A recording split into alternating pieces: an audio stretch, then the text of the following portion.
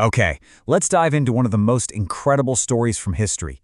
Seriously, it's a tale of an impossible showdown, a mysterious weapon, and a miracle that would echo through the ages.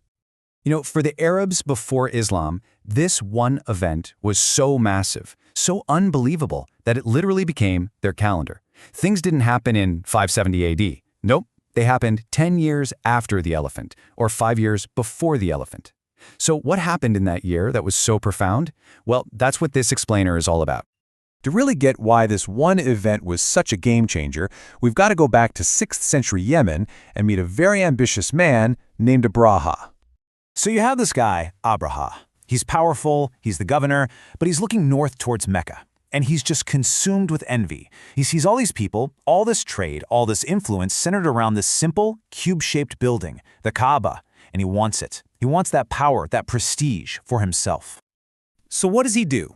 He builds this absolutely magnificent, over-the-top cathedral in Yemen. Gold-plated, stunning, you name it. He thought for sure this will draw everyone away from Mecca. But it didn't work. The Arabs' connection to the Kaaba, built by the Prophet Abraham himself, was just too deep. And when someone showed their defiance by desecrating his new cathedral, Abraha's envy just exploded into pure rage. He made an oath. He was going to march to Mecca and grind the Kaaba into dust. And listen, this was not just some idle threat. Abraha immediately started putting together an army unlike anything the people of Mecca could have ever imagined. He marched on Mecca with 60,000 soldiers. Now get this, that army was bigger than the entire civilian population of the city they were about to attack. The odds weren't just bad, they were completely and utterly impossible. And if that wasn't enough, they had a secret weapon, something straight out of a nightmare for the defenders: war elephants. These were the tanks of the ancient world, towering, unstoppable beasts, and leading the charge was a colossal elephant named Mahmud, a creature so massive that its presence alone was a weapon of pure terror.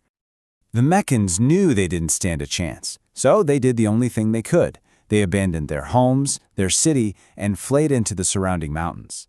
All except for one man, Abdul Muttalib, the chief of the Quraysh tribe and the grandfather of the Prophet Muhammad, who hadn't even been born yet. He stayed to negotiate. So Abraha's army had captured some of Abdul Muttalib's camels. When they met, Abraha was probably expecting him to beg for the city. But instead, Abdul Muttalib just asked for his camels back. Abraha actually laughed at him. But his reply is one of the most profound statements of faith you'll ever hear. He basically said, "The camels are mine, so I'm here for them. The Kaaba, well, that house has an owner, and he will protect his own."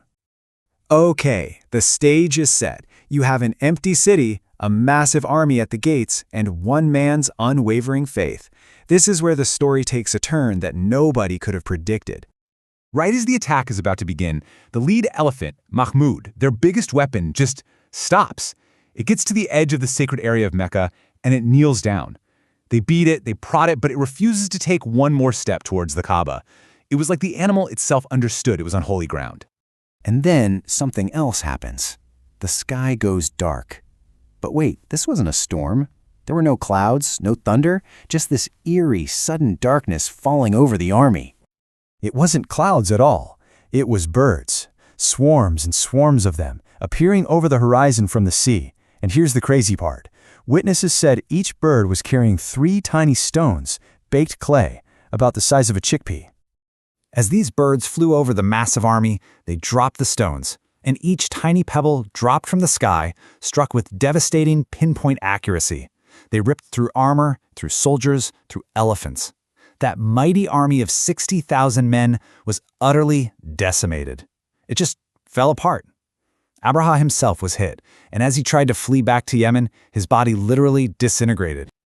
Now, the destruction of Abraha's army was, of course, a jaw-dropping event. But it wasn't the end of the story. You could say it was just the opening act for something even bigger. You see, this whole incredible event wasn't just about protecting a building. It was a divine announcement, a cosmic PSA. It established Mecca as a protected, sacred city, preparing the entire world for the person who was about to be born there, the final prophet, born in that very city in that very same year. And it wasn't just in Mecca. At the same time, all around the world, other signs were appearing. A prophesied star appeared in the sky.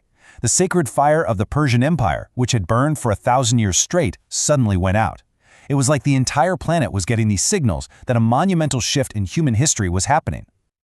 And what's truly brilliant is how this entire event connects back to a prayer made centuries and centuries earlier, right when Mecca was founded.